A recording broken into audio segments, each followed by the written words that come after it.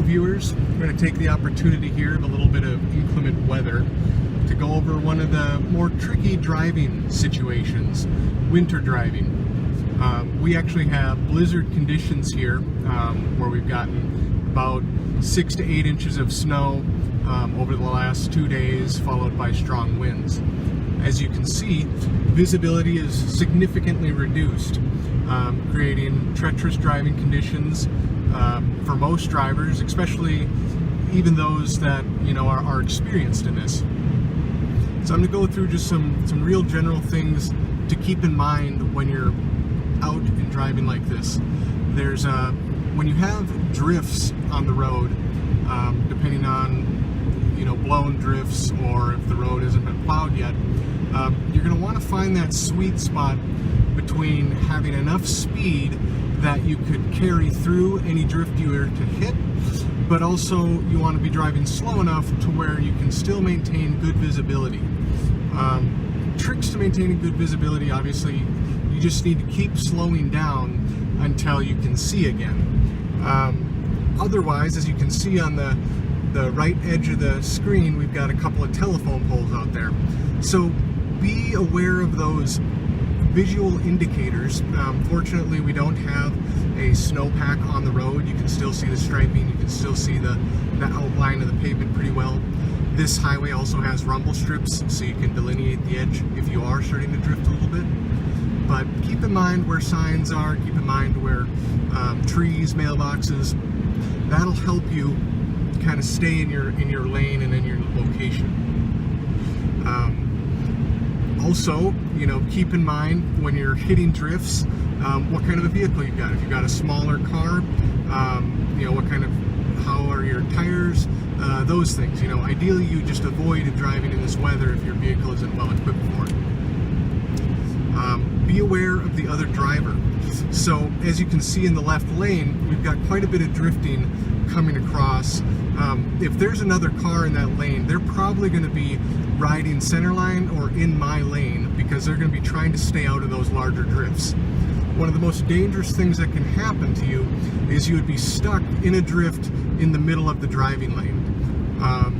That would be, like say, with the reduced visibility, you're much more likely that somebody's going to come up on top of you and rear-end your car while you're stuck in a drift, or for instance, you would come up on top of somebody else while they were in a drift. So let's talk about what causes drifting. Drifting is going to be whenever snow or the wind slows down because of an obstacle, and that causes the snow to kind of drop out of the air.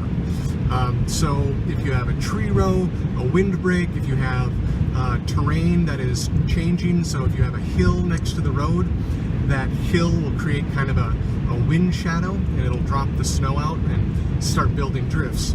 As you get later into the winter like this is, and we've had a lot of snow this year, the drift itself will tend to, or the bank from the plow will tend to drift snow against it. So just kind of, if you are familiar with the road you're on, keep that in mind. Other areas to be very critical of, keep in mind the road surface. So when you have wind-blown snow like this, it has a tendency to polish any ice or snow that is on the road surface. So that would make it very slippery. You could have a situation where you have kind of light fluffy snow on top of an ice layer, which is very, very low traction scenarios, so it's going to take you a long time to brake. Keep in mind curves. Any areas where you're trying to change direction, slow down, speed up, all of those things are going to take more time, and you're going to want to be able to adapt for them. Anytime you're traveling in inclement weather like this, make sure you do have emergency supplies in your car. You're going to want to have water, maybe some canned food or something like that, or some granola bars. You're going to want to have your winter clothing, of course. You want to make sure that when you're traveling like this, you always have at least half a tank of fuel, and ideally that you're stopping fairly regularly. This is fairly grueling on your body to be driving in these conditions because you're very tense, you're very alert, you're watching in front of you, you're watching behind you. The conditions are constantly changing, as you've seen here. be sure to stop, take breaks, rest your eyes. Vision, that's another very important thing. So you want to be, if you can, get a pair of just very lightly tinted orange or green glasses. This will help you determine the difference instead of becoming snowblind, where all you see is the white. The slight tinting of orange or green will actually pull the darker objects out for you, so you can maintain the edge of the road, or basically helps your vision in that sense. That also being said, there's a lot of eye strain. All right, welcome back. I think where I left off there was just talking about eye strain and general, I don't know what you want to call it, this general feel of the of your body and stuff, and be paying attention to how you're feeling as you're driving, and make sure you're taking breaks. When you are taking breaks, make sure that you're going to a right off the road, ideally in a town or a well visible area. You don't want to pull off of the highway here into a deeper section of snow on a unplowed road or something like that. So when you do the right off, then you can take a right turn back on. Keep in mind the left turns hard to do, especially in poor visibility, so you want to minimize that exposure to risks like that. So take those breaks when you can. It's ideally avoid this travel if possible. If you are going to make this travel, it has to happen during the day. If you try and do it at night, you're going to run into a whole host of different other problems. One being, if visibility is poor now, and this is using the ambient light of the atmosphere, at night your headlights will reflect on all of those little snowflakes in the air and basically throw up just a complete white wall right in front of you. Me and Ashley have actually been in a whiteout like that, where we've had to open the doors on the car and wait for a yellow stripe or a white line to go by, and that would tell us where we were on the road, because it was just a solid white. You couldn't see anything, couldn't see more than off the front of the hood. That's really unnerving, and that again presents probably one of the more dangerous situations, is being stopped in the middle of a drive lane when there's poor visibility, because other people are coming along and they aren't expecting you to be sitting there. So always clear the way if you can. Keep in mind what kind of a road you have. Here we're on a little bit wider of a section. We've got about a 6-foot gravel shoulder out there, so you do have a little bit of forgiveness if you drift. There's a lot of smaller roads, county roads, that type of stuff, where you may not have any shoulder, and if you get off of the blacktop or the pavement, you end up in the ditch. So just be aware of how critical or how important that is. If you do happen to go in the ditch, general rule of thumb is to stay with the vehicle. You're much higher chance of survival in the car. This is why you travel with a full tank of fuel. Most cars can idle for at least a day, depending on the size of the engine and everything else. But if you are in a low fuel situation, they recommend getting the car to operating temperature and then shutting it off. I think it's like a cycle of 10 minutes off, 5 minutes on. This will help you conserve fuel but keep temperature. Be aware of carbon monoxide. You want to clear the tailpipe for the exhaust so that you aren't poisoning yourself in the cab. And bring, like say, winter clothes, maybe a shovel in the trunk to help you if you need to dig a little bit around you. You can get yourself out. Tow strap in case somebody does come along. That's also the importance of traveling during the day.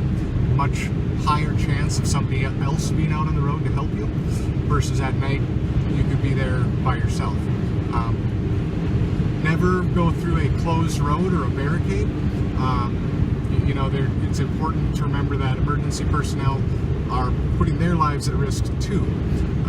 So if you do have an issue and they've closed the road, make sure you stay off that. You have to get a hotel.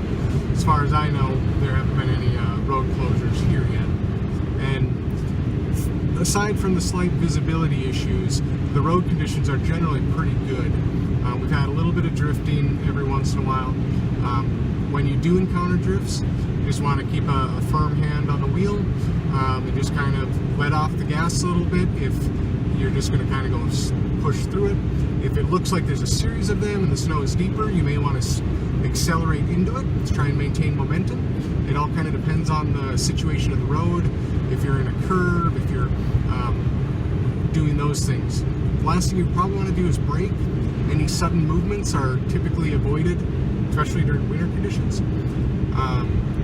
The other item to kind of keep in mind is, you do not use cruise control in situations like this. I'm going to repeat that again, you do not use cruise control. You're going to be driving by foot the whole way because you're going to be constantly adapting to conditions.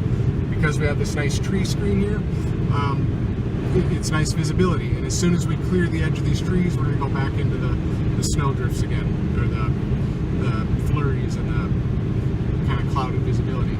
But so keep that in mind. Also keep in mind just the direction of the wind, the direction of the road. The roads that are in the direction of the wind typically have more snow accumulate on them versus roads that are perpendicular.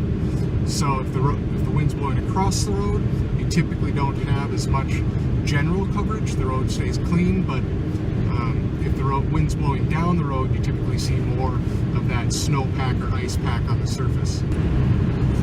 All right, so just as a little bit of a wrap-up segment here, kind of hit your high points. First up, if you can plan to be not driving in this type of weather, make sure you do that. If you have to drive in this weather or are caught in it, make sure that you try and do your driving during the day. Things get much more difficult at night. Be very cognizant of your own driving abilities because it's very easy to kind of panic and get yourself in trouble if you aren't comfortable doing things. So just make sure that you're if conditions are too hard to drive in, turn back, go back home, or get a hotel, get a restaurant, whatever, wait for the storm to blow through. Anytime you travel in this weather, make sure you have emergency kit in your car. Talk about food, water, good cold weather gear, snow pants, shovel, gloves, hat, all that stuff. Maybe some of those chemical warming packs that you can rub and chemically they heat up and put them in your boots and your hands and stuff, and that way you don't have to run the car as much. Travel on a full tank of fuel. Obviously communicate with people wherever you're going so they know when to expect you. Don't use your cruise control. Very dynamic driving situation, so you want to be fully aware of that. Keep in mind no sudden movements. You want to drive with enough speed that you can approach any snowdrift or something like that to make sure you don't get stuck, but you also want to drive very cautiously in areas that you can't see. With that, hope that you don't have to do any driving, and maybe you enjoyed seeing a little bit of this. We'll hopefully get you a little clip here right as I'm pulling into the driveway later. Alright, well, we're just getting back here, so we made it safely. Hopefully the next time bad weather strikes, you'll be able to use some of these tips and make it as well. If you enjoyed the video, please subscribe below, and we'll hope to see you on our next one.